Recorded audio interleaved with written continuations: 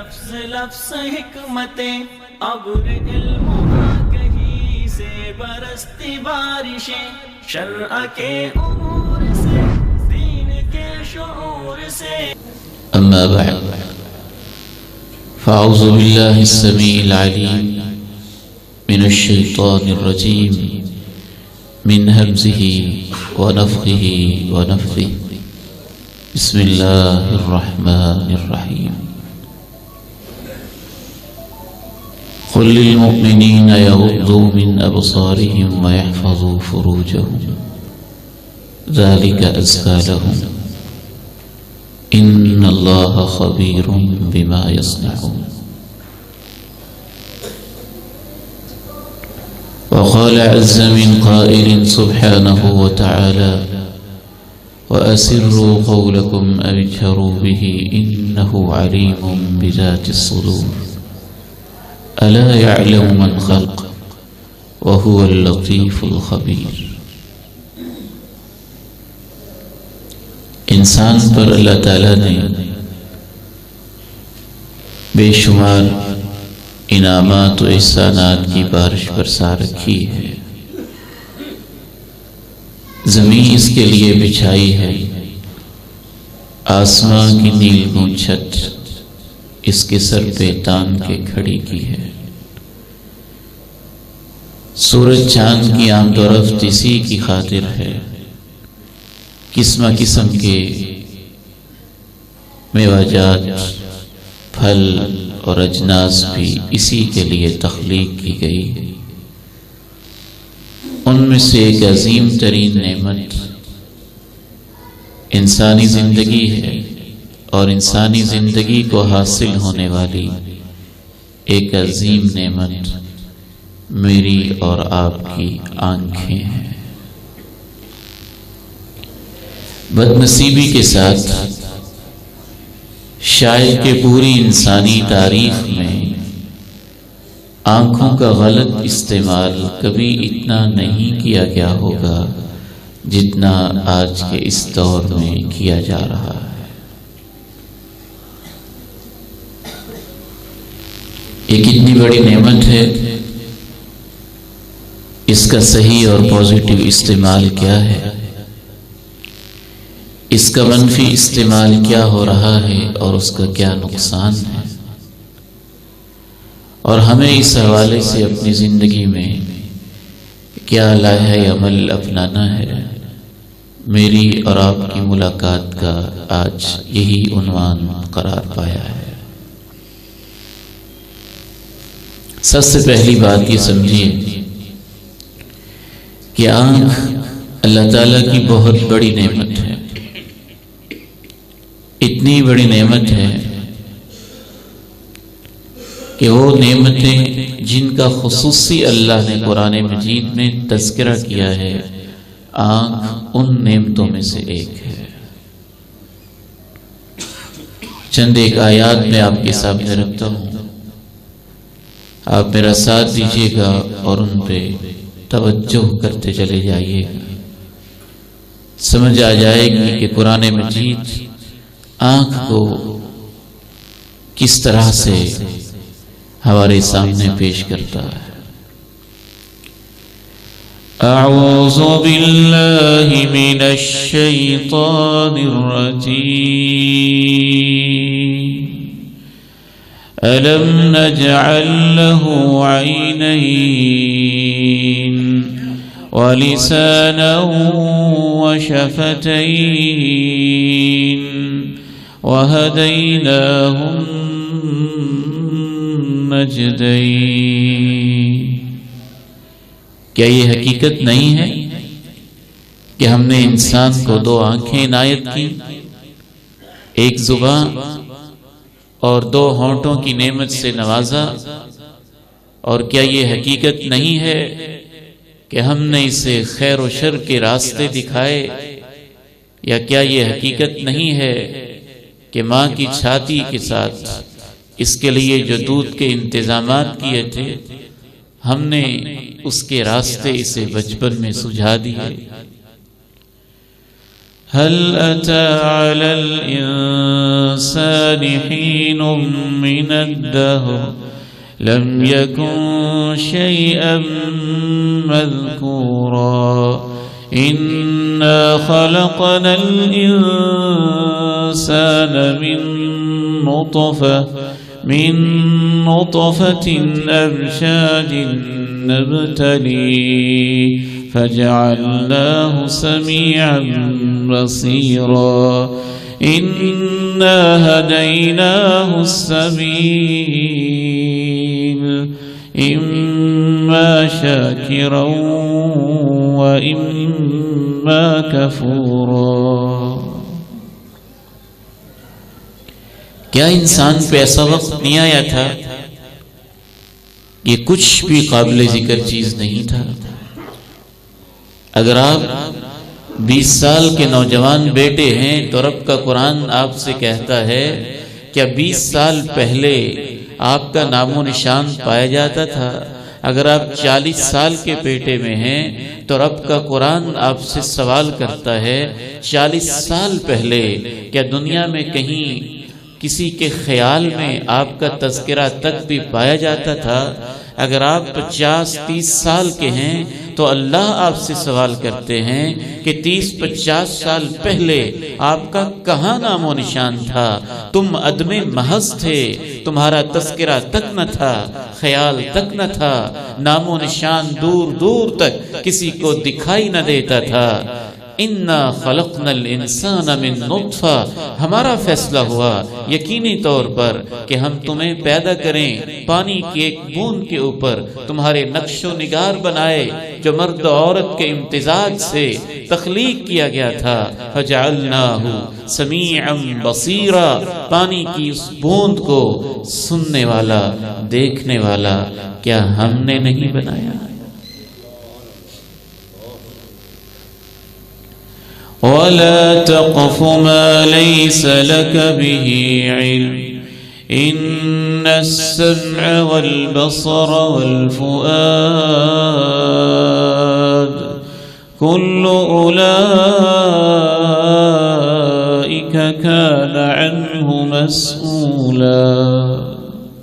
بلا شبہ کانوں کی سماعتیں، آنکھوں کی بصارتیں اور دل کی دھڑکنیں یہ سب وہ نعمتیں ہیں جن کے بارے میں اللہ کی عدالت میں سوال کیا جائے گا. ثم لتسألن يومئذ عن النعيم، پھر یقیناً تمہارا احتساب کیا جائے گا ان تمام نعمتوں کے بارے میں جو اللہ نے تمہیں عنایت کر رکھی.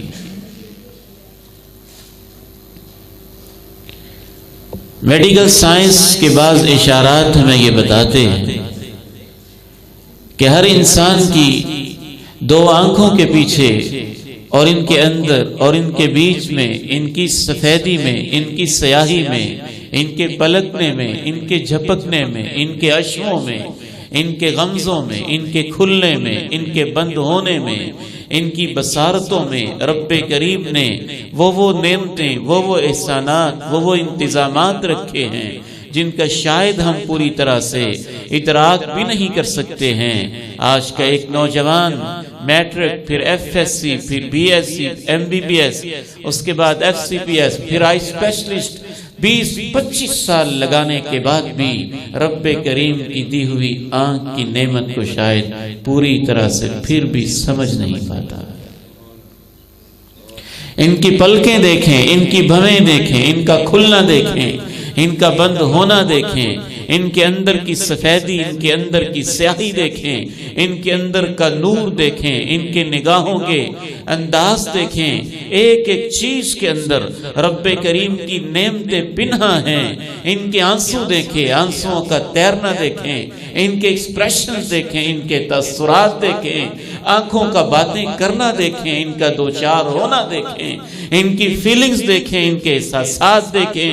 میں تو یہاں تک سمجھتا ہوں بعض دفعہ انسان اپنی آنکھوں سے وہ کچھ کہہ جاتا ہے جو زبان کہنے سے قاصر ہوتی ہے. اور آنسو کے ایک قطرے سے وہ کچھ سمجھا جاتا ہے جو شاید سینکڑوں صفحے لکھ کے بھی نہ بتا پائے۔ وہ اپنے غضب کا اظہار کرتا ہے، محبت کا اظہار کرتا ہے، خوشی کا اظہار کرتا ہے، غم کے آنسو بہاتا ہے، اور اس انداز سے اللہ رب العزت کی آنکھ کی عظیم نعمت طرح طرح سے زندگی میں ہمارا ساتھ دیتی ہے۔ اگر آنکھ کی نعمت نہ ہو، شاید وہ ماں جو ساری زندگی ہمیں پالتی رہی، ہم اس کا ایک چہرہ دیکھنے کے کبھی قابل نہ ہو پاتے، نہ ہم زمین دیکھ پاتے، نہ آسمان کو دیکھ پاتے۔ اس کائنات میں ہم موجود تو ہوتے لیکن اسے پوری طرح سے انجوائے نہ کر پاتے۔ اللہ رب العزت نے آنکھ کو بہت بڑی نعمت بنایا۔ مستدرک حاکم کی ایک اسرائیلی نوعیت کی روایت ہے جس سے ہمیں سبق لینا مقصود ہے۔ فرمان رسول کے طور پہ تو درست نہیں، سبق لینے کے لیے اس میں بہت سارا سامان موجود ہے۔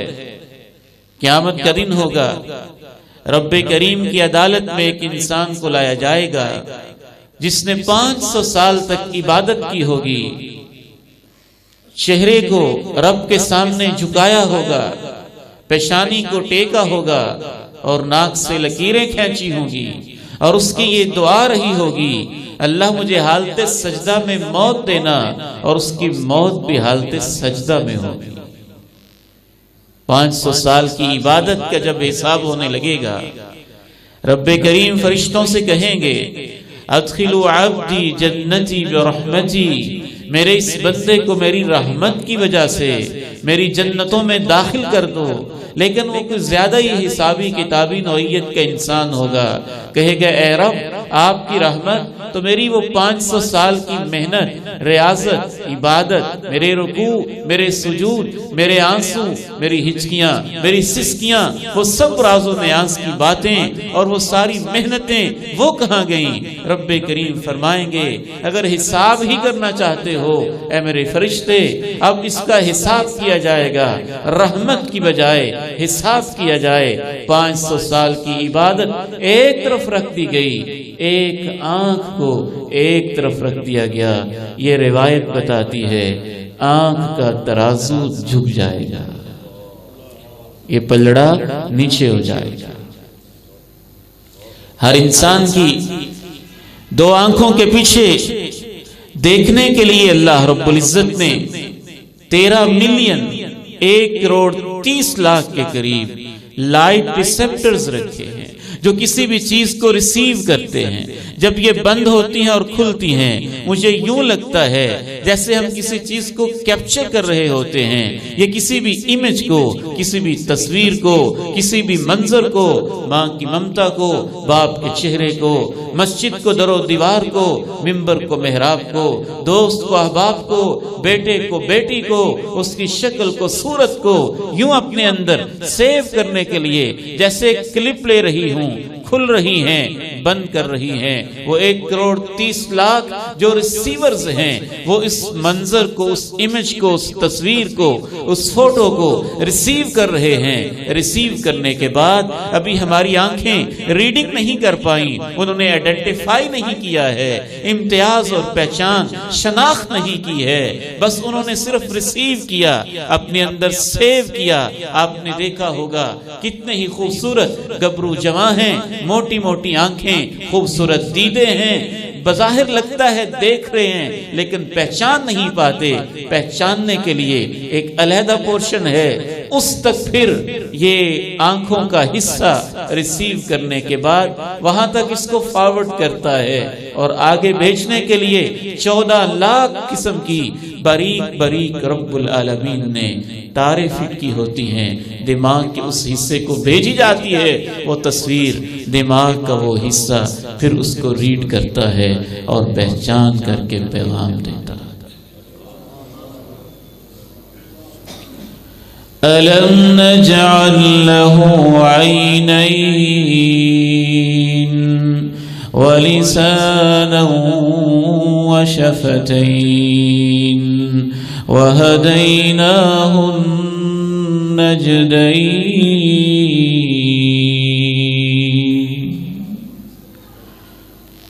قل هو الذي أنشأكم وجعل لكم السمع والأبصار والأفئدة وجعل لكم السمع والأبصار والأفئدة قليلا ما تشكرون.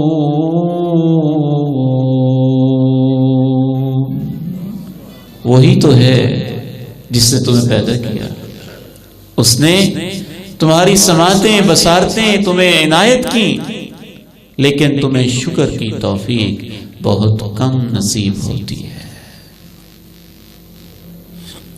ایک پیشنٹ اپنی رویداد بیان کرتا ہے. باقاعدہ اس کے ایک عزیز نے مجھے بتایا، لاہور کے ایک ہاسپٹل میں ایڈمٹ تھا. اس کی پرابلم یہ تھی کہ آنکھوں میں دھندلا بن رہتا تھا، دھندلاہٹ رہتی تھی، چیزیں کلیئر نظر نہیں آتی. تو ڈاکٹرز بہت ساری اس پہ محنت کرتے ہیں کہ مسئلہ کیا ہے. پتہ یہ چلتا ہے کہ ہر انسان کی آنکھوں کے پیچھے اللہ رب العزت نے ایک ٹیئرز بیگ رکھا ہوتا ہے. آنسوں کو سیو کرنے کے لیے، آنسوں کو محفوظ کرنے کے لیے ایک چھوٹا سا حصہ جس کو ہم ٹیئرز بیگ کہہ سکتے ہیں، اور وہاں تک آنسو پہنچانے کے لیے، باہر نکالنے کے لیے کچھ باریک سوراخ کی قسم، اور اس کا وہ سوراخ بند ہو گیا، جس وجہ سے آنسو آتے اور آنکھوں کے اندر ہی تیرتے رہتے. اس کی اس چھوٹی سی پرابلم کی وجہ سے جب آنسو اس کو آتے تھے تو ٹیئرز بیگ میں چونکہ واپس سیو نہیں ہوتے تھے، جاتے نہیں تھے، سوراخوں کے بند ہونے کی وجہ سے ہر وقت دھندلاہٹ رہتی تھی. ڈاکٹرز نے کہا اس کے ہمارے پاس علاج یہی ہے کہ ناک میں سوراخ کیا، اور اب اس کو آنسو بہتے تھے تو ناک کے اندر سے گر رہے ہوتے تھے. کبھی آپ کو یاد ہو راہ چلتے ہوئے، بائیکنگ کرتے ہوئے، ڈرائیو کرتے ہوئے، واک کرتے ہوئے یا جاگنگ کرتے ہوئے کوئی پتنگا اڑا، کوئی تنکا آیا اور آپ کی آنکھ کے اندر چبھنے لگا، تو 1 منٹ کا لمحہ اور 5-10 منٹ کا لمحہ جب وہ پتنگا آپ کی آنکھ کے اندر چبھتا رہا تو آپ کے لیے کتنا تکلیف دہ تھا. ایک اور صاحب، ان کی آنکھ کا یہ پرابلم تھا کہ زیادہ عمر کی وجہ سے آنکھوں کا یہ والا حصہ لوز ہو گیا تھا، خود کھلتی نہیں تھی، بند نہیں ہوتی تھی. ایک محتاط اندازے کے مطابق انسان روزانہ کچھ 24,000 کے لگ بھگ آنکھیں کھولتا ہے، بند کرتا ہے، جھپکتا ہے، اور مسلسل اس کا یہ پروسیس جاری رہتا ہے. اے اللہ تو کتنا عظیم ہے، اگر اس دروازے کو روزانہ 24,000 مرتبہ کھولا اور بند کیا جائے تو یہ خراب ہو جاتا ہے. اے اللہ تیرا کتنا احسان ہے، تو نے آنکھوں کی نعمت دی. 60-70 سال کی عمر میں ہم روزانہ ہزاروں مرتبہ کھولتے ہیں اور بند کرتے ہیں، اور آٹومیٹیکلی یہ پورا نظام جاری رہتا ہے، اور اس طرح سے تو ہمارے اوپر عنایتیں کرتا رہتا ہے. وہ جب ایڈمٹ ہوا تو ڈاکٹرز نے کہا کہ ہمارے پاس اس کا علاج نہیں ہے، ایج فیکٹر ہے، عمر زیادہ ہو چکی ہے. ہم عارضی طور پہ ایک حل کر سکتے ہیں، سلوشن ٹیپ کی طرح کا کوئی لیکوڈ مادہ ہم تیار کرتے ہیں، اور وہ تمہیں آنکھوں کے ساتھ چپکانا ہوگا، اور جب تم آفس میں بیٹھو گے تو آنکھوں کو ایسے چپکا کے آنکھیں کھلی رہیں گی، اور جب رات کو سونا ہوگا تو تم اس مواد کو اتار دو گے تو رات کو سو جایا کرو گے. وہ بڑے سافٹ ویئر ہاؤسز کا مالک تھا، میڈیا والے اس کے پاس پہنچ کے انٹرویو کرتے ہیں، تمہارے پاس گاڑیاں ہیں، بنگلے ہیں، سب کچھ ہے، کس چیز کی کمی محسوس کرتے ہو؟ جواب دیتا ہے اگر مجھ سے سب کچھ لے لیا جائے اور میں اپنی آنکھیں خود کھولنے اور بند کرنے کے قابل ہو جاؤں.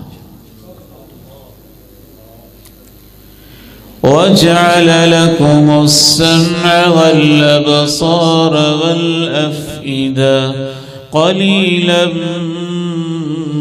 ما تشکرون۔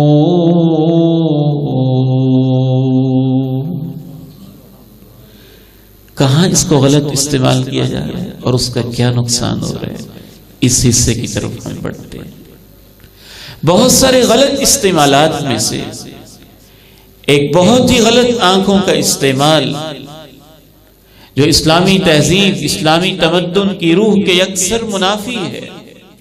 نہ صرف یہ کہ یہ آنکھیں ٹکٹکی باندھ کے سکرین کے پردوں کے اوپر ہر طرح کا فحش منظر دیکھنے کی عادی ہو چکی ہیں، بلکہ آج کے نام نہاد دانشوروں نے تو یہ فلسفہ بھی گھڑ لیا ہے کہ دیکھنے سے کیا ہو جاتا ہے۔ یہ ویسے ہی تنگیاں کرتے ہیں۔ بعض لوگ تو لفظ استعمال کرتے ہیں کہ یہ مولوی حضرات خوشیوں کے قاتل ہیں، یہ ہمیں آزادانہ دیکھنے بھی نہیں دیتے، اس پر بھی پابندی ہے۔ فرق ہی کیا پڑتا ہے؟ سنیے، سب سے پہلا فرق یہ ہوتا ہے کہ جب آنکھ آوارہ ہو جاتی ہے، جب آنکھ بے حیا ہو جاتی ہے، تو رب کریم نے شیخ الاسلام امام ابن تیمیہ رحمہ اللہ کے شاگرد امام ابن قیم الجوزیہ رحمہ اللہ ارشاد فرماتے ہیں کہ رب کریم نے دل کی ساخت ایسی بنائی ہے کہ دل سینے کے اندر محفوظ اور بند ہوتا ہے، دل تک کوئی چیز آپ ڈائریکٹ نہیں پہنچا سکتے۔ روحانی لحاظ سے دل تک پہنچانے کے لیے یا آپ کا منہ استعمال ہوتا ہے، زبان استعمال ہوتی ہے، یا کان استعمال ہوتے ہیں، یا آنکھیں استعمال ہوتی ہیں، بلکہ امام ابن قیم کے الفاظ کی ترجمانی تو اس طرح ہے کہ دل کو اگر ایک محل سمجھ لیا جائے تو دل تک چیزیں پہنچانے کے لیے جو بڑی بڑی دو ونڈوز ہیں وہ آنکھیں ہیں اور کان ہیں۔ جو آپ آنکھوں سے دیکھتے ہیں وہ دل پہ اثر کرتا ہے، اور جو کانوں سے سنتے ہیں وہ دل پہ اثر کرتا ہے۔ اگر آپ کو یقین نہیں آتا ہے تو آپ کبھی اس منظر کو یاد کریں جب آپ نے روڈ پہ چلتے ہوئے تڑپتی لاش کو دیکھا تھا، دیکھا تو آنکھوں نے تھا، تو دل پہ کیا اثر ہوا تھا؟ یا آپ کسی خوبصورت لہلہاتے سرسبز و شاداب کھیت، باغ اور نخلستان کو دیکھیں تو دل کیسے شاداب ہو جاتا ہے، کیسے خوش ہو جاتا ہے اور مسرت و شادمانی سے بھر جاتا ہے۔ امام ابن قیم الجوزیہ رحمہ اللہ مزید فرماتے ہیں، اسی لیے اللہ نے جہاں دل کا تذکرہ کیا ہے ساتھ ہی آنکھوں کا اور کانوں کا تذکرہ کیا ہے۔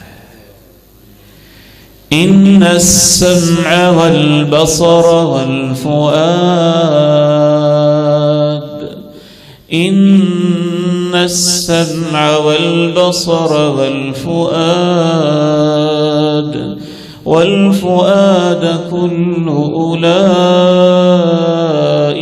كان عنه مسؤولا وجعل لكم السمع والأبصار والأفئدة قليلا ما تشكرون۔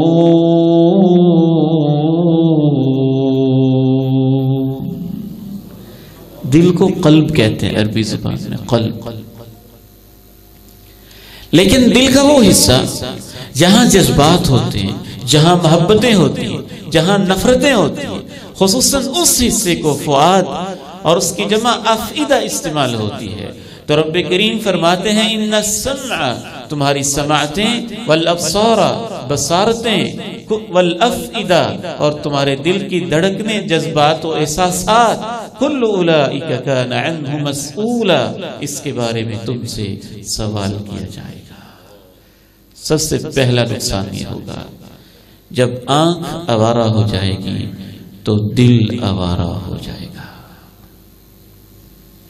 صرف یہی نہیں ہے کہ آنکھ دست دیکھتی ہے اور اس کے کوئی ہماری زندگی پہ اثرات نہیں ہوتے، بلکہ بعض دفعہ انسان کے دل پہ ایسے خطرناک اثرات مرتب ہو جاتے ہیں۔ یہ قرآن مجید سے معلوم ہوتا ہے کہ جب انسان غلط حرکات کرتا ہی رہتا ہے، دل پہ زنگ لگتا ہے، پھر داغ لگتے ہیں، پھر دھبے لگتے ہیں، پھر الٹا ہوتا ہے، پھر ٹیڑھا ہوتا ہے، پھر بند ہوتا ہے، پتھر ہو جاتا ہے، وہ سٹیج بھی آتی ہے کہ کہنے کو انسان ہوتا ہے لیکن اس کے اندر انسانوں کا دل نہیں، بھیڑیوں اور درندوں جیسا دل ہوتا ہے۔ آپ کے اخبارات بتاتے ہیں بعض لوگ اس حد تک بھی بے حیا ہوئے کہ نوجوان بچیوں کی دفن شدہ لاشیں ان کی قبر کی مٹی پیچھے ہٹا کے، سلیبیں پیچھے ہٹا کے ان کے ساتھ بھی منہ کالا کرنے سے باز نہ آئے۔ 5 6 7 8 9 10 سال کی معصوم کلیاں اور پھول ان کو مسلنے سے بھی باز نہ آئے۔ وہ انسان نہیں رہتا، دیکھنے میں انسان ہوتا ہے لیکن وہ اندر سے ایک وحشی جنسی درندہ بن چکا ہوتا ہے، جس کی درندگی شاید شیر اور چیتے کو اور چیرنے پھاڑنے والے جانوروں کو بھی بعض دفعہ پیچھے چھوڑ دیتی ہے اور مات کر دیتی ہے۔ جو آپ کہتے ہیں کوئی اثر نہیں ہوتا، رب کا قرآن کہتا ہے انسان کے تمام اعمال کا اثر اس کے دل پہ کسی نہ کسی انداز میں ہو رہا ہوتا ہے۔ کَلَّا بَلْ رَانَ عَلَىٰ قُلُوبِهِم مَّا كَانُوا يَكْسِبُونَ كَلَّا إِنَّهُمْ عَن رَّبِّهِمْ يَوْمَئِذٍ لَمَحْجُوبُونَ۔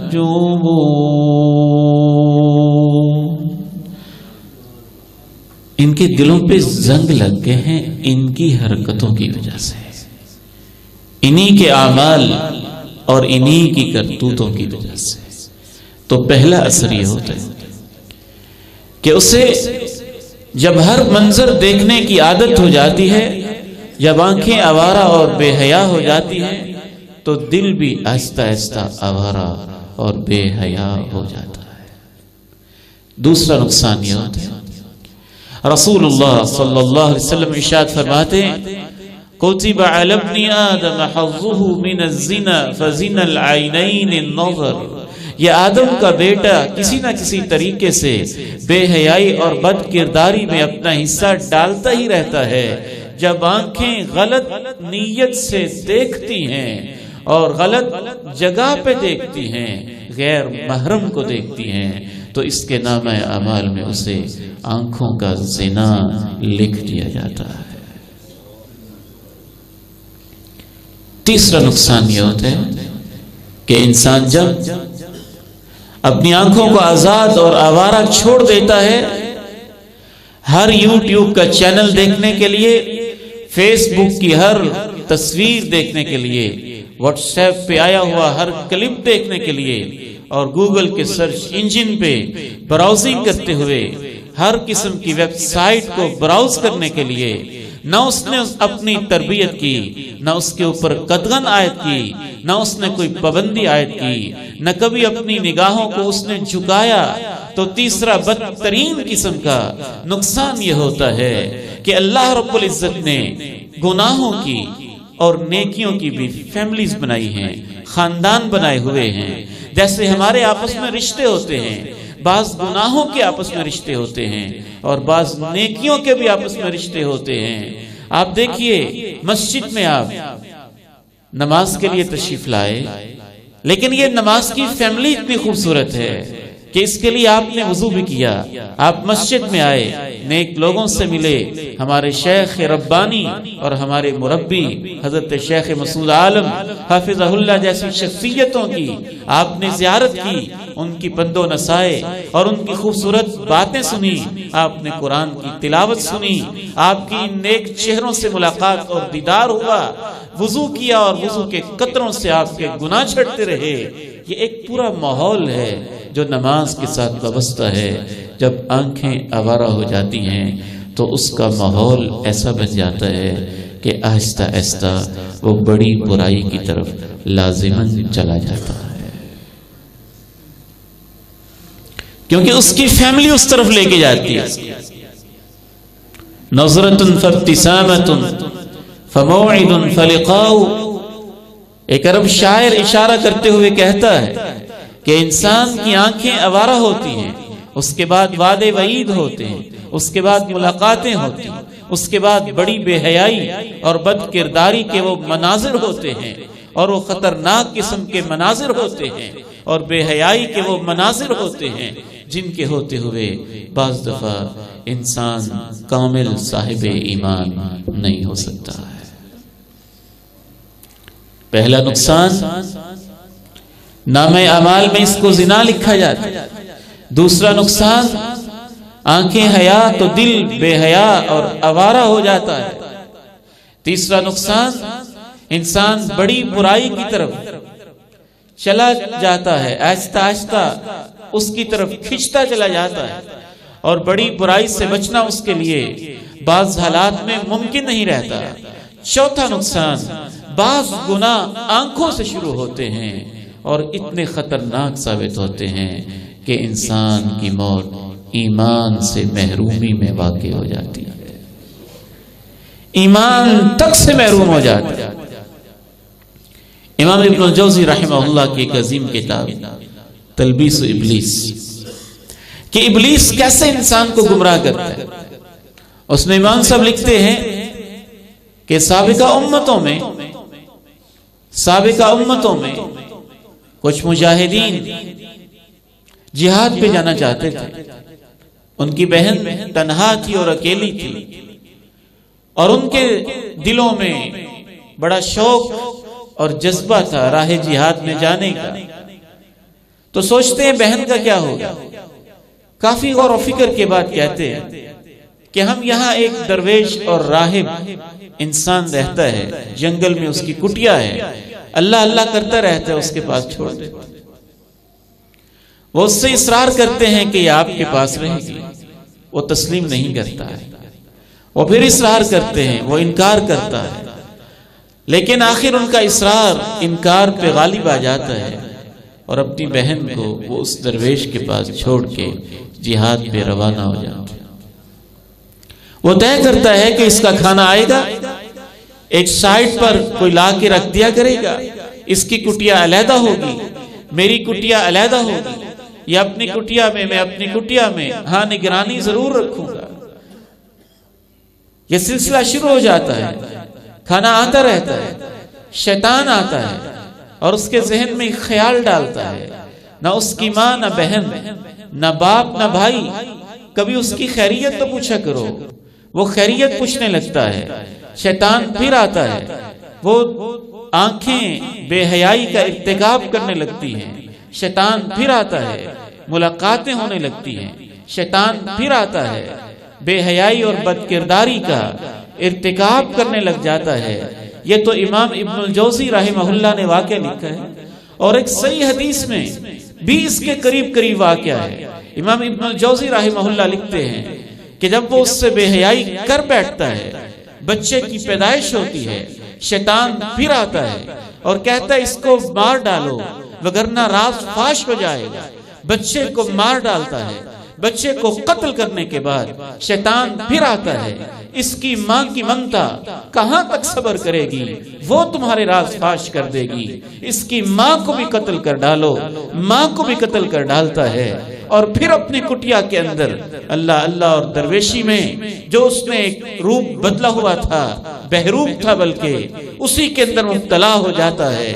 مجاہدین جہاد سے واپس آتے ہیں، شیطان ان کے خوابوں میں آتا ہے، بڑے بھائی کے خواب میں وہ بات آئی گئی کر دیتا ہے، درمیان والے بھائی کے خواب میں وہ بات آئی گئی کر دیتا ہے، چھوٹے بھائی کے خواب میں جانتے ہو اس درویش نے تمہاری بہن کے ساتھ کیا سلوک کیا تھا، سارے حقائق بتاتا ہے، اس سے رہا نہیں جاتا، وہ اپنے درمیان والے بھائی سے کہتے ہیں میں 3 راتوں سے یہ خواب دیکھتا ہوں، درمیان والا کہتے ہیں میں بھی دیکھ رہا ہوں، بڑے سے شیئر کرتے ہیں، کہتا ہے میں بھی خواب دیکھ رہا ہوں، شیطان باقاعدہ لوکیشن اور جگہ بھی بتاتا ہے، وہ وہاں جاتے ہیں، درویش سے پوچھتے ہیں ہماری بہن کا کیا ہوا، وہ بتاتا ہے فوت ہو گئی، میں نے اس کو دفن کر دیا۔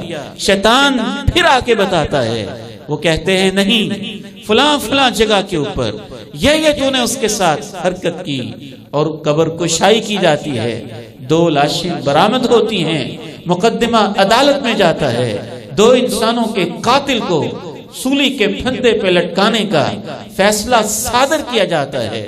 سولی کے پھندے پہ لٹکنے کی جب باری آتی ہے، شیطان پھر آتا ہے، کہتا ہے میں نے تجھے بچایا تھا، میں تجھے بچا بھی سکتا ہوں، اگر ایک دفعہ اپنے رب کا انکار کر دو اور میرا کلمہ پڑھ لو، میں تمہیں بچا لوں گا۔ ادھر سے شیطان کا کلمہ پڑھتا ہے اور ادھر سے سولی کے پھندے پہ اس کو لٹکا دیا جاتا ہے۔ آنکھوں کی خطائیں انسان کو کہاں تک لے جاتی ہیں۔ امام ابن الجوزی ایک اور بات لکھتے ہیں، فرماتے ہیں کہ ایک شخص نیک اور صالح تھا، بظاہر مؤذن تھا، چھت پہ چڑھ کے اذان دیتا، اور اس کے ہمسائیگی میں ایک کرسچن فیملی رہتی تھی، پورے کا پورا گھرانہ عیسائی تھا۔ وہاں ایک دوشیزہ نوجوان لڑکی کے اوپر اس کی نگاہ پڑتی ہے اور شیطان دل کے اندر اس کی تصویر بٹھا دیتا ہے، نکاح کا پیغام بیچتا ہے۔ اس کا باپ کہتا ہے یہ کیسے ہو سکتا ہے، تم مسلمان، ہم عیسائی لوگ، اگر تم مرتد ہو جاؤ اور اپنے دین کو چھوڑ دو تو پھر بھی سوچا جا سکتا ہے۔ وہ دین کو چھوڑ دیتا ہے، مرتد ہو جاتا ہے، مرتد ہونے کے بعد ایک دن چھت پہ چڑھتا ہے، وہیں سے نیچے گر پڑتا ہے، نہ وصال صنم ہوا اور نہ ہی اس کو خدا ملا، مرتد کی حالت میں ہی اس کی موت واقع ہو جاتی ہے۔ یہ آج کے بھی واقعات ہیں۔ جرمنی میں اس وقت بھی سینکڑوں نوجوان بیٹھے ہیں جو یونیورسٹیز میں پڑھتے تھے، کالجز میں پڑھتے تھے، کوئی ایجوکیشن کے ماحول میں پڑھتے تھے، اور قادیانیوں نے اپنے مخصوص نقاب کے ساتھ مخصوص خواتین ان کے پیچھے لگائیں اور لڑکیوں کا جھانسا، بد نگاہی کا گناہ، اور پھر اوپر سے جرمنی کے ویزے کی لالچ اور وہاں کی شہریت کی لالچ، جس نے ان کو مجبور کر دیا کہ آج وہ مرتد ہو کر اپنا دین و ایمان بیچ کے جرمنی کے اندر ارتداد کی زندگی بسر کر رہے ہیں اور نبی کریم علیہ السلام سے بے وفائی کیے بیٹھے ہیں۔ بعض دفعہ نگاہوں کے گناہ انسان کو بہت دور لے جاتے ہیں۔ آخری 5-6 منٹ میں اپنی بات کو کلوز کرتا ہوں۔ اس لیے اللہ نے آنکھوں کا ایک عظیم حق اپنے قرآن میں بتایا ہے۔ قُلْ لِلْمُؤْمِنِينَ يَغُضُّوا مِنْ أَبْصَارِهِمْ وَيَحْفَظُوا فُرُوجَهُمْ ذَلِكَ أَزْكَى لَهُمْ إِنَّ اللَّهَ خَبِيرٌ بِمَا يَصْنَعُونَ۔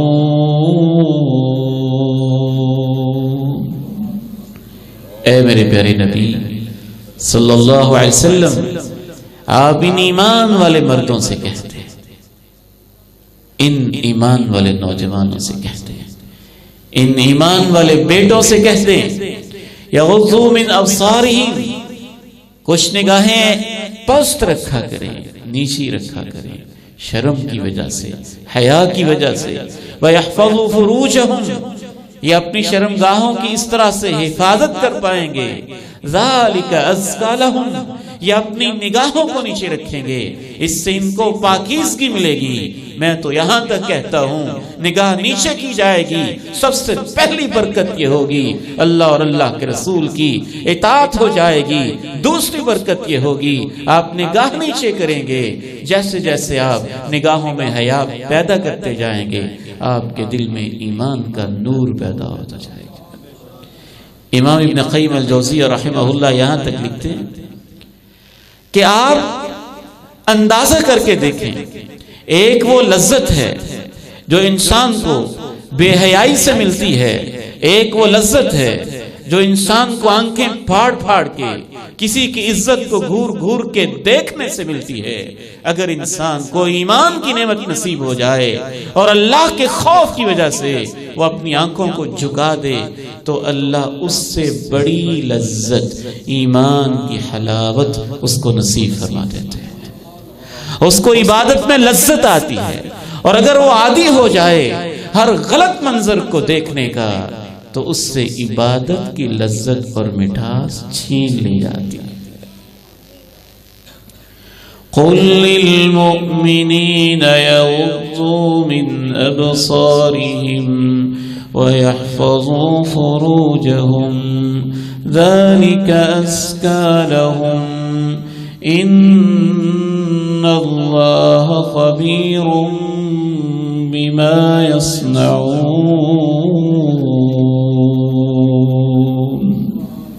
ان سے کہہ دیجئے بے شک اللہ کو سب خبر ہوتی ہے جو یہ کر رہے ہوتے ہیں۔ نہ صرف یہ کہ ہماری آنکھوں کی حرکتوں کی اسے خبر ہوتی ہے، اللہ تعالیٰ نے تو یہاں کہا سورہ ملک أَلَا يَعْلَمُ مَنْ خَلَقَ وَهُوَ اللَّطِيفُ الْخَبِيرُ وَأَسِرُّوا قَوْلَكُمْ أَوِ اجْهَرُوا بِهِ إِنَّهُ عَلِيمٌ بِذَاتِ الصُّدُورِ أَلَا يَعْلَمُ مَنْ خَلَقَ وَهُوَ اللَّطِيفُ الْخَبِيرُ۔ تم چپکے چپکے کچھ کہو، بنا لو فیک آئی ڈیز، بنا لو رانگ کوڈز، انکرپٹ کر لو، جو مرضی کر لو، یا تم واضح طور پہ کچھ کہو، لیکن یہ ذہن میں رکھنا کہ صرف یہی نہیں کہ اللہ تمہارے کلک اور تمہاری حرکتیں اور تمہاری باتیں اور تمہارے پیجز کو جانتا ہے، وہ تو تمہارے سینوں کے اندر چھپی ہوئی نیتوں کو بھی جانتا ہے۔ وَأَسِرُّوا قَوْلَكُمْ أَوِ اجْهَرُوا بِهِ إِنَّهُ عَلِيمٌ بِذَاتِ الصُّدُورِ أَلَا يَعْلَمُ مَنْ خَلَقَ وَهُوَ اللَّطِيفُ الْخَبِيرُ۔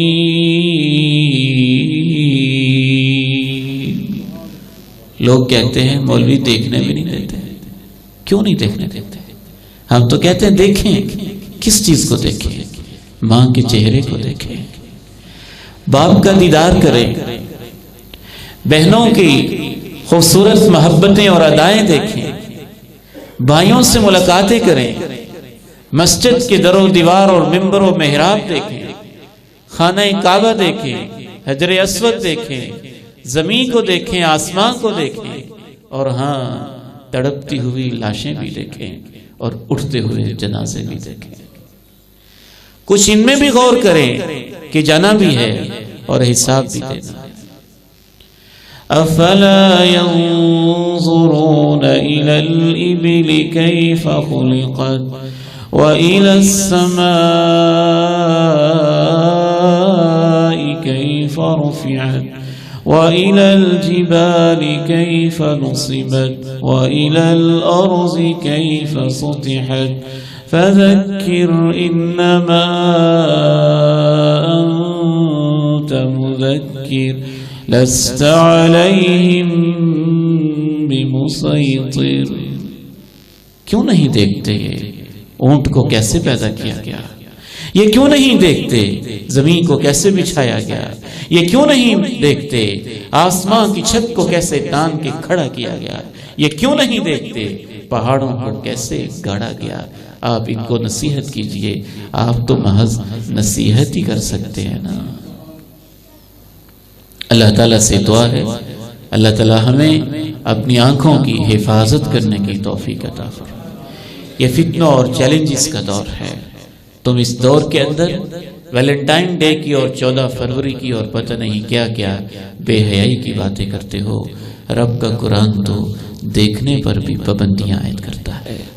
جو نگاہیں آج اپنے آپ کو ڈسپلن میں لے آتی ہیں، نماز میں یہی تو سکھایا گیا ہے، نگاہوں پہ کنٹرول نماز ہمیں سکھاتی ہے۔ نماز میں ہم کھڑے ہو گئے، نگاہوں کو نیچے جھکا دیا، نہ ادھر جھانکا نہ ادھر جھانکا۔ یہ کامیابی کا زینہ ہے، یہ تربیت ہے۔ ان الصلاۃ تنہی عن الفحشاء والمنکر، نماز بے حیائی اور برائی سے روکنے کی تربیت دیتی ہے۔ آنکھوں کا فوکس کیسے ہوگا اور آنکھیں اپنی مقصدیت کے اوپر کیسے رہیں گی، ان کی حفاظت کیسے ہوگی، یہ آپ کو نماز کے ذریعے روزانہ کی بنیاد پہ تربیت اور روزانہ کی بنیاد پہ ٹریننگ دی جا رہی ہے کہ یوں نگاہیں نم نم جھکی جھکی رب کریم کے سامنے، اور سینے کے اندر اس کی عظمت اور اس کی کبریائی کے احساسات، یہ وہ چیزیں ہیں جو آج آپ کو فتنوں سے محفوظ رہ سکتی ہیں۔ اللہ سے دعا ہے میری اور آپ کی اور ہمارے نوجوان بیٹوں کی رب کریم حفاظت فرمائے۔